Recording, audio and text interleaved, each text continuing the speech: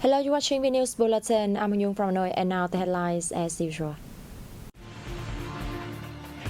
Prime Minister Phạm Minh Chính attends ASEAN summit with partners in Phnom Penh.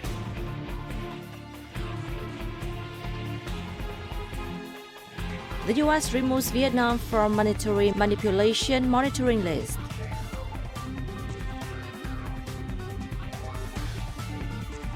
And later on, Ho Chi Minh City serves 2.65 million foreign visitors in 10 months.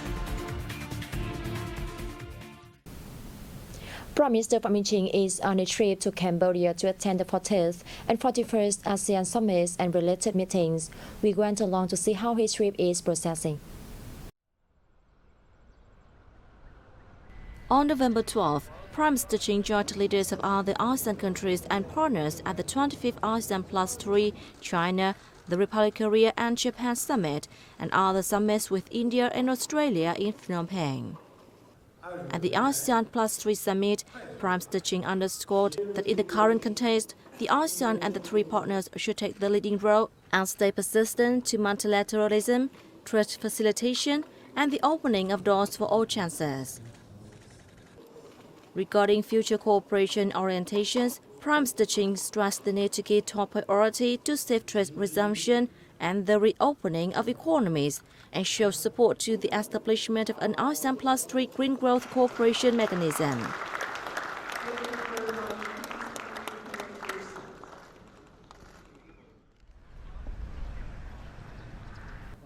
At the 19th ASEAN-India Summit, the leaders agreed to ensure the continuity of trade and investment flows, give priority to speeding up recovery, support each other to improve healthcare capacity, and promote sustainable maritime cooperation.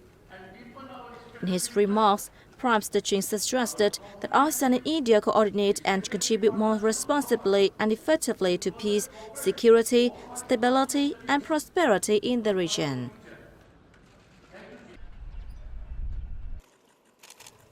At the second ASEAN-Australia Summit, the leaders of ASEAN and Australian Prime Minister Anthony Albanese highlighted the significance of bilateral comprehensive strategic partnership. ASEAN countries highly appreciated Australia's active contributions and effective support to the ASEAN community building process. Addressing the event, Prime Minister Chính thanked Australia for its effective cooperation and support for ASEAN in fighting COVID-19. The Vietnamese leaders suggested that Australia provide technical support and open up its market for ASEAN's agricultural products. Regarding regional and international issues of shared concern, at the summit, leaders of ASEAN and partners stressed that all states should show the responsibility and share common interests in efforts to maintain and ensure peace, security, and stability in the region. On the same day, Prime Minister Phạm Minh Chính had a number of activities on the sidelines of the ASEAN summits in Phnom Penh, Cambodia.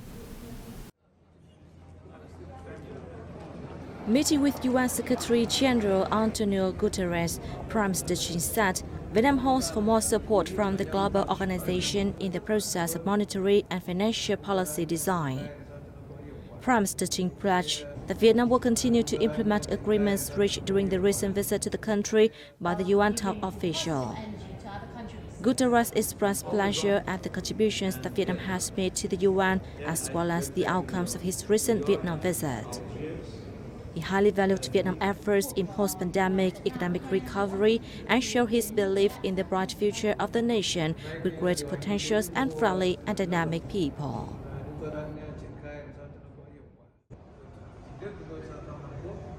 On the same day, Prime Minister Phạm Minh Chính had a meeting with the Republic of Korea's President Yoon Suk-yeol in Phnom Penh.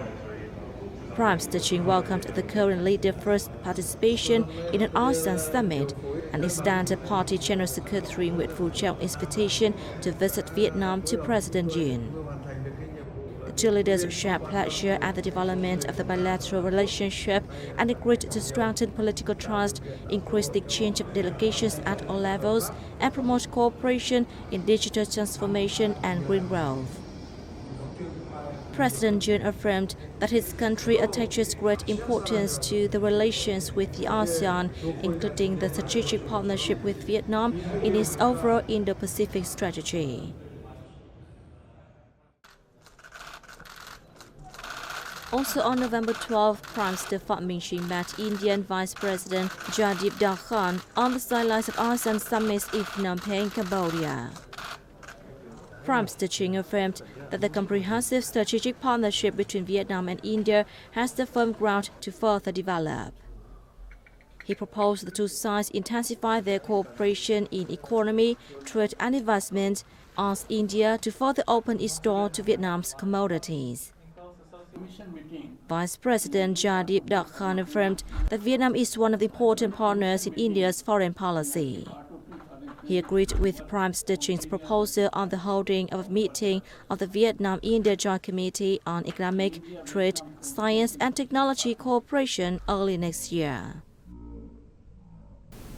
We have Vnews coming up next. Let's take a look. Vietnam has been removed from the U.S. monetary manipulation monitoring list, according to the State Bank of Vietnam. The decision was announced in the U.S. Department of Treasury's report to Congress on November 10th. Vietnam had previously surpassed the thresholds for all three criteria as noted in the December 2021, April 2021 and December 2020 reports, in each of which the U.S. Treasury conducted enhanced analysis of Vietnam. The U.S. Treasury continues to engage closely with the State Bank of Vietnam to monitor Vietnam's progress in addressing its concerns and remains satisfied with the progress made by Vietnam. At the department's delegation visit to Vietnam on October 3, 2022, the U.S. side highly valued the State Bank of Vietnam's management of monetary and exchange rate policies amid many difficulties and challenges in the global economy.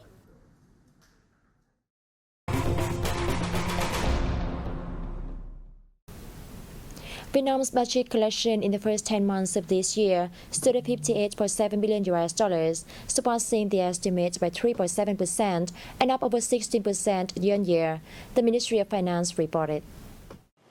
The Ministry of Finance said the budget collection surpassed the estimate in the period as the country maintained its positive recovery and growth pace, with GDP in the first 9 months expanding 8.89%, the highest since 2011. Moreover, surging oil and gas prices have helped the country earn more from crude oil. However, the ministry noted that domestic revenue is on a declining trend. Meanwhile, the country's total budget spending was about 1.2 quadrillion dong, equivalent to 68.3% of the estimate. Vietnam's ports handled over 600 million tons of goods in the first 10 months of this year, up 3% annually, and fulfilling 84% of the yearly target, according to the Vietnam Marine Administration. In the third quarter of this year, many seaport enterprises recorded profits despite difficulties caused by socio-economic fluctuations. The port of Hai Phong handled the largest cargo throughput in the north, logged nearly $9 million in consolidated pre-tax profit in the 3 months, up 20% against last year. Meanwhile, the Da Nang port, the largest container seaport in the central region, recorded its profit after corporate income tax, reaching over $2.4 million, up over 12% over the same period last year. Aquatic exports are forecast to hit a record of $10 billion by this November, thanks to businesses' flexible adaptation to changes in the global market, according to the Vietnam Association of Seafood Exporters and Producers. The aquatic sector is predicted to make up 3% of the country's total overseas shipments this year. Vietnam is currently the world's third largest exporter of fishery products, after China and Norway. With the obtained results, its aquatic exports are expected to hold an over 7% share in the global market. Many economic experts held that the fishery sector has seen positive signs for the remaining months of 2022. However, due to impacts of the global economic situation, it is still facing a lot of headwinds, such as inflation and economic downturn in import markets, along with a decrease in orders.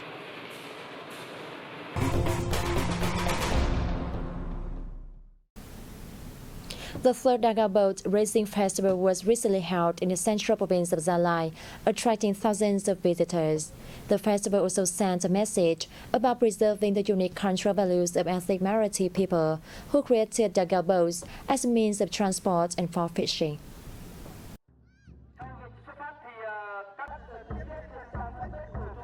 Some 30 teams from 13 communes across Lạc Rai district in Gia Lai province participated in the races, rowing 1,400 meters along the Poco River. The festival aimed to preserve local cultural traditions and commemorate Ah Sang, a local hero who used his dugout boat to carry local soldiers and military equipment to fight the enemy.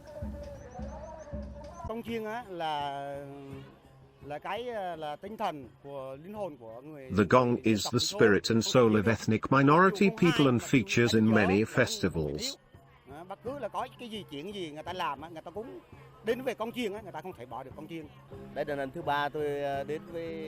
This is the third time I have engaged in the festival, which is well organized every year.